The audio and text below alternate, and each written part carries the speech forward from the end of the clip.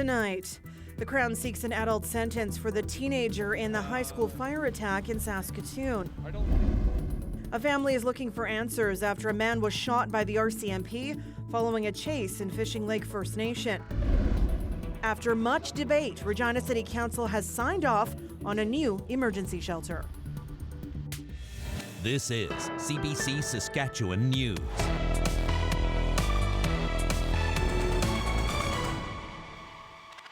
It is Thursday, September 26th, and the CBC Saskatchewan News starts right now. Good evening and thank you for watching. We're learning more about a Saskatoon teen accused of setting a classmate on fire. The 14-year-old appeared in court by video today. The Crown has indicated it will seek to have the teen sentenced as an adult. Aishwarya Duda has the latest. A 14-year-old accused of setting a classmate on fire told police voices told her to do things. The 15-year-old victim has been hospitalized since she was seriously burned in the violent attack on September 5th. The lawyer of the teen accused for arson and attempted murder told a Saskatoon judge that detail in youth court on Thursday. It was part of an application for an assessment about the teen's mental state. The defense wants a report to determine if the teen was not criminally responsible for what happened at Evan Hardy Collegiate. The judge granted the request to assess whether, at the time of the alleged offense, the teen was suffering from a mental disorder. The 14-year-old is also charged with aggravated assault. And last week, a fourth charge was added, assault causing bodily harm in relation to an adult who was burned trying to put out the fire. Court also heard the teen had been under care of a nurse practitioner and had been diagnosed as having a psychotic disorder. Over the summer, the accused teen had been admitted to hospital for emergency psychiatric care. She'd also been diagnosed with autism. The judge did order the not criminally responsible assessment. The teen will be back in court late next month, and if convicted, the Crown will be seeking an adult sentence for the 14-year-old. Aishwarya Duda, CBC News, Saskatoon. Saskatchewan's police watchdog is investigating after a man died following an RCMP chase. It happened Tuesday afternoon northwest of Yorkton in Fishing Lake First Nation. Joseph Desjardins was wanted for a string of gun-related crimes, but he was also a son and a brother. And now his family is talking about their loss. Pratush Dayal has the details. Joey was my son. He's the middle child of 7. Yvette Desjardins is grieving the loss of her son Joseph Desjardins, known to others as Joey. The 34-year-old father leaving behind a 10-year-old daughter among those mourning him in Fishing Lake First Nation. My child may have chose the wrong path in life in terms of making bad choices, but he was still a human being. RCMP say they were trying to arrest him, wanted for a string of armed robberies in the area. They say Desjardins had also stolen a van from the school in Fishing Lake. Eventually, Mounties say he ended up in a field where shots were fired. RCMP say he was injured inside the van, and the paramedics later pronounced him dead.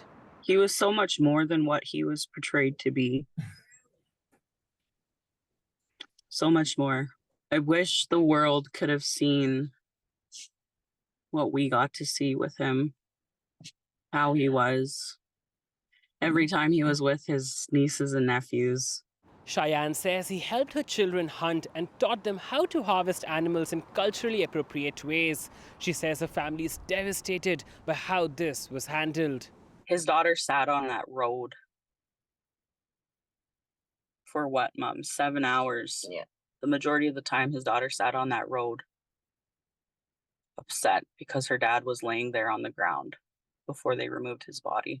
The Saskatchewan Serious Incident Response Team, or CERT, is calling this as an officer-involved shooting. It's now investigating what led up to Desjardins' death and how RCMP handled the situation. I just want to know the details of why they shot my son and how many times they shot him. I want to know. There's a lot of questions I have. He's not going to be just another dead Indian at the hands of the RCMP. This is the third investigation launched by CERT into the death of an Indigenous person involving police in less than a month. There has been no word from the police whether or not a gun was seized. The family says they deserve answers. Pratish Dayal, CBC News, Saskatoon. A contentious and lengthy meeting at Regina City Council ended with new hope for a permanent homeless shelter in Regina. Alexander Kwan brings us that story. After a 3-year-long search and much debate, Regina will soon have a permanent emergency shelter. The city of Regina will purchase this building, the old Eagles Club on the 1600 block of Halifax Street, for just over $2.5 million. It will then spend $3 million to renovate it. The $5.5 million bill is entirely covered by the province and federal governments. The decision passed 9-2 after a long and contentious debate at City Council. Nearby businesses voiced concerns about potential crime and an effect on their property values, while advocates argued a permanent shelter is the bare minimum. Is your business or your property worth a human life? If the answer is yes, how many? A dozen? 50? 100? What is it? 8 councillors and Mayor Sandra Masters voted in favor of purchasing the property. Councillors Landon Mole and Tarina Nelson voted against. Why aren't the people living in the homeless shelter cleaning up? Homelessness has been a frequent topic for this council, and with a municipal election scheduled for November 13th, this could be one of the last things this council does to address the issue. Ideally, you don't want to build shelters. You want folks to be moving through that system, but I think that council really wanted this matter settled. And while activists and some councillors are happy with the decision, they know this doesn't actually create more spaces. It will serve as a replacement for the 55-bed shelter at the Nest Health Centre. We're not doing anything. We're not making it better. We're just not making it worse. The shelter at the Nest is set to close next fall. The city now with a deadline to finish renovations and get the shelter open to serve as a replacement. Alexander Kwan, CBC News, Regina. Saskatchewan's north has faced issues with violent crimes and wildfires in recent years.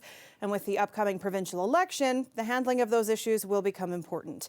The entire north is split into 2 constituencies. Both were held by the NDP until a by-election in 2022. In conversation with CBC, Premier Scott Moe says community safety issues stem from access to drugs. He says the province is focused on expanding recovery for users and enforcement in communities.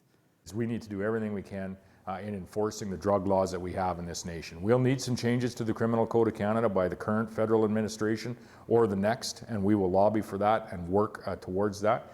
But in the meantime, we need to control what we can control, and one thing we can control is the number of police officers that are keeping us safe in our communities. Moe says the Saskatchewan government will work together with northern organizations for a wildfire task force. He says it would look at fire-smart education and training for firefighters in the north. Northern communities have criticized the government response to wildfires after having to flee their communities in recent months. Have you sold an item on online marketplaces? It's not as easy or as safe as it looks, and some have learned that the hard way. Shlok Talati reports. That's how most online marketplace transactions begin. But what can happen next leaves some people asking if selling or buying online is even worth it. He actually did ask me for my home address, so I didn't give that to him, which turned out to be a pretty good thing that I did. Jayshaw thought he was meeting someone at a Saskatoon mall to sell his phone. But after they met, Shah says the 2 men snatched his phone and ran away. It was almost like out of a movie or out of a book, right? Where people know that robberies happen, right? Crime happens in cities, in any city, but people just don't expect it to happen to them. And that's exactly what happened to me, where things that should have been safe weren't. And for me, it was completely off base to what I was expecting. So it completely caught me off guard. And he's not alone. The Regina Police Service is urging people to be careful when buying or selling on online marketplaces. That's after an attempted theft earlier this month where a seller was attacked with bear spray. Police stations in cities like Saskatoon, Lloydminster, Edmonton, Winnipeg and Brampton have places where people can safely meet for online transactions in monitored meetup areas. If people are dealing with fraud or are worried about that, have any kind of gut feeling that there could be something fishy about what's going on online, this is a safe space where they can ask the person they're dealing with to meet, and then you have the extra sense of security because there is video surveillance 24/7. It's open 24/7, and you're at the police station, so it does give that extra sense of security that nothing fishy is going to happen. But not every city does. In Regina, the police service is still finishing construction on its new $50 million building. The renovated headquarters could include a secure meetup spot, but the decision on that hasn't been made due to ongoing work. A Saskatoon-based defense lawyer says these monitored areas aren't foolproof, but they can certainly help deter crime. Frankly, I think this is like our current version of train robbers. It's the new wave, if you will, of criminality, and the sense you get is that trying to deter this type of crime, trying to prevent it, has been a real challenge, and it's an ongoing thing. It's a new technology. Facebook safety guideline recommends users to vet the sellers beforehand or share their live locations with someone else during meetups. Shlok Talati, CBC News, Regina. With just 4 games left in the regular season, the Saskatchewan Roughriders need every advantage they can take to make the playoffs. They are up 3 points on the surging Edmonton Elks for the final postseason spot. The Riders ended a 7-game winless streak last week with a win in Calgary. The offense has started to find its stride since quarterback Trevor Harris returned to the lineup. Key to their success has been the offensive line, as they are keeping Harris upright. But they will have their hands full this week. Ottawa's front seven love to get after the quarterback. It's got to be a physical game, and switching up your sets, trying to keep those guys off kilter. They got a good front over there. It's going to be a tough challenge for us. A challenge I know the guys aren't going to back down from. I know they're looking forward to it. So, stay physical, keep them guessing, and keep them off the quarterback. The Riders will look to avenge a controversial tie from August 8th in Ottawa. Remember that one? Kickoff is at 1 o'clock at Mosaic Stadium. The 10th annual Glen Anaquod Memorial Teepee Raising Competition was held at the University of Regina today. It's held each year in memory of the late Cree elder who died in 2011. He taught generations that raising a teepee provides the opportunity to learn important values like leadership, respect, and family. The competition was open to 4 categories: campus, community, high school, and women. The winners of each walked away with cash prizes. We'll be back after the break.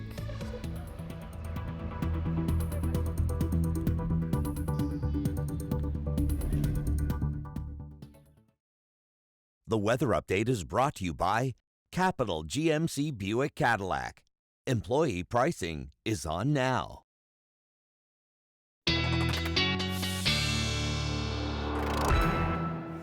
Our weather specialist Ethan Williams joins me now. This is not giving pumpkin spice vibes. That was a record-breaking Wednesday. Yeah, I know we're jumping right back into summer in many parts of the province with those hot temperatures that we saw yesterday. Many of those places also seeing record-breaking conditions, including in Moose Jaw. That was the warmest of the records, 35 degrees yesterday. I mentioned yesterday, too, that that's the latest in the year that Moose Jaw has seen a 35-degree temperature. 31s, 32s, 33s all across the province. More records broken even a little bit further north, including in Waskesiu, that 29 degrees, a record for you, too. Even some warmer temperatures that were not quite record-breaking even further to the north, too. Now, this hot streak has not just been this past week, but through September, we have seen a lot of 30-degree days in both Regina and Saskatoon. The average number of days above 30 in both cities in September is about 1 or 2 days, but both of these cities have now jumped to 5 and 6 days, seeing above 30-degree temperatures, so quite a bit above the average there. Today, totally different story. We have a big cold front. You can just kind of see it here along the Manitoba-Saskatchewan border. Real division in temperatures, and you can really see that through even south and central Saskatchewan. Earlier today, We were still up into the mid-20s in the southeast, but over in places like the Battlefords and Saskatoon, only getting into the mid-teens for daytime highs. Much closer to seasonal, though, so that is pretty much normal for this time of year. Along with that cold front, that has been bringing some very strong winds. We had a gust near 80 in Regina a little bit earlier this afternoon. And as you can see, pretty much gusty throughout the province. Now, we're going to get a reprieve from that overnight tonight. The winds will be back again tomorrow, though, I think gusting upwards of 50 kilometers an hour through much of the southern half of the province. And then as we get into Saturday, that's when we start to see a bit of high pressure back off those winds a little bit. So the reason, of course, that we've been seeing this cold front is because of this low pressure system. That's where that cold front is attached to. It's been bringing showers through the north, but that begins to clear away overnight tonight. We will see another low, though, begin to move in tomorrow. So some increasing cloudiness with the chance of showers, especially for the far north tomorrow. We still have high pressure in place, though, which is keeping clear skies throughout much of the southern half of the province. Those two systems, though, are kind of fighting with one another, and that's what's going to keep the winds breezy for tomorrow. Then everything kind of dies down a little bit as we head into Saturday. And as I mentioned, that next area of high pressure moves in, so a pleasant day Saturday. And then we watch our next weather maker moving in Sunday, this big area of low pressure, some rain, maybe even snow for the far north, the first of the season. And yes, the temperatures are going to drop. But until then, summer continuing for Regina. As I say, nice for the Rider game on Saturday. Look at the cliff we fall off there Sunday into Monday with return to seasonal temperatures early next week. For Saskatoon, very pleasant these next few days, aside from a little bit of wind here and there. Again, a sharp drop-off in temperature with the chance of showers on Monday. No snow for the southern half of the province. Sam, I saw your mouth agape there when I mentioned that. I might have family pictures on Sunday. Ah, well, Panic? that's your problem. Empathy abounds. Thanks, Ethan. You got it.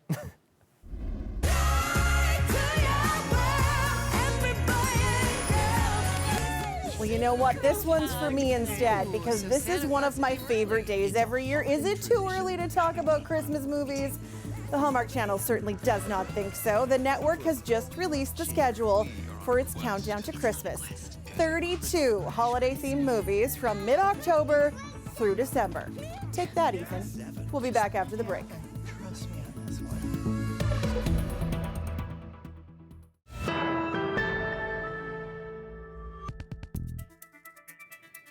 Moving to a new country is not easy, but add in going to a new school and that can bring culture shock and some confusion. We caught up with some recent newcomers to Saskatchewan to hear about their experiences when they arrived. You could call your teacher bruh and they'd be okay with it. If you did that in Africa, hey, no. I started school in Canada in September 2014. 2020. October 2022. January 2023. And I was a newcomer. I was a newcomer. I was a newcomer. And I'm a newcomer. One thing that I found pretty different when I came and started school in Canada was the uniforms. I'm from Belize. I feel like the clothes you wear in school impacts the way you think in school. I'm really into fashion. Like, I was in Dubai for basically my whole life. You don't have the freedom to wear what you want back home because of the dress code and stuff. But here, to a certain point, you can wear whatever you want. You can express yourself through clothing, through what you wear. I feel like that's a really good thing. So starting school over here, only immigrant in the class, and at that time I was having a bit trouble during listening and talking to English, because in India there was accent it was different. And sometimes the teacher asked me, was it clear as mud? I was like, what? Clear? Mud was not clear, I didn't get it. Slangs, English slangs. There were words like loose leaf. When you need a blank page, you ask for a loose leaf here. There is another word, goat, greatest of all time. I was not knowing that. One time during lunch, my friends asked me, so you got any tea to spill? And I thought they were literally asking about tea. So I told them, I don't drink tea. And they said, what do you mean? By tea, we mean gossiping, not the literal tea. Some of my friends were saying me, did you get that? Gotcha. Yeah, you want to drink pop? And I was new at the time, so I didn't know that pop means a can of soda. I'm from Ghana, West Africa. How you talk to teachers here is very relaxed and chill, and immigrant families are very big on respect. You're so used to miss, ma'am. I was in grade 7 when the first lockdown and the fire drills happened. And when it did, I was really confused about it because suddenly everyone started panicking and they were pushing the desks and chair, everything against the door. And then my teacher told me to go sit in the corner while the lights were off. I was just trying to text my parents that, hey, bye, I'm gone. I was not knowing that there are two different schools, like high school and elementary school. So back in India where I come from, there is one straight school from kindergarten to grade 12. I think one of the biggest misconceptions is that education in countries like Canada, US is really easy. Like we just play around and we don't do any serious stuff, but I think that's wrong. Back in India, it was like more theoretical and more stressful and like that.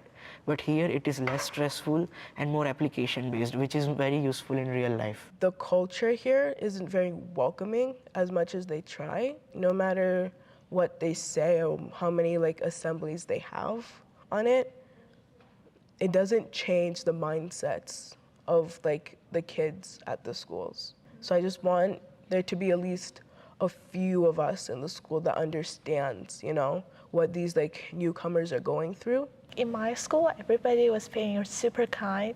They tried to help me with my homework and try to make friends with me. The people, they were very welcoming, made me want to be that type of person for somebody else. I just want these kids to feel included the way I wish I felt included in my schools, even though I came at such a young age that you would think people would be more accepting of you. They really weren't. If you're new to Canada, I just want to say it's not a scary thing. You'll get used to it. You'll adjust to the people, the culture, the classes and everything. I was also a new student in Canada. So don't worry, I don't know what my future is going to look like, but I think it would be a very great opportunity for me to do something for Canada.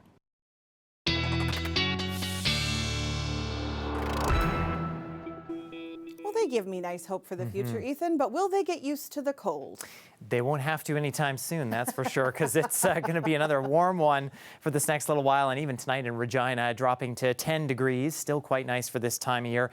Tomorrow morning, the clear sky is going to be a theme through the day, I think, but already starting a little bit breezy by the morning hours, 20 gusting 40, and then at times near 50 into the afternoon. But 23, beautiful day under the sunshine. Saskatoon, nearly identical forecast here. We're looking at 8 degrees with clear conditions, and then again, sunshine for tomorrow morning at 13. Those winds picking up probably again around the 50-kilometer-an-hour mark with a high near 22 or so under those sunny skies. And yes, Sam, no cool conditions, no snow for this part of the province anytime soon. But Christmas movies coming soon. I guess they are. Oh, crazy. Thanks, Ethan. You're welcome. And that's it for us tonight. For news anytime, you can head to cbc.ca/Sask. You can subscribe to our YouTube channel or download the CBC News app. Thanks for watching. Have a great night.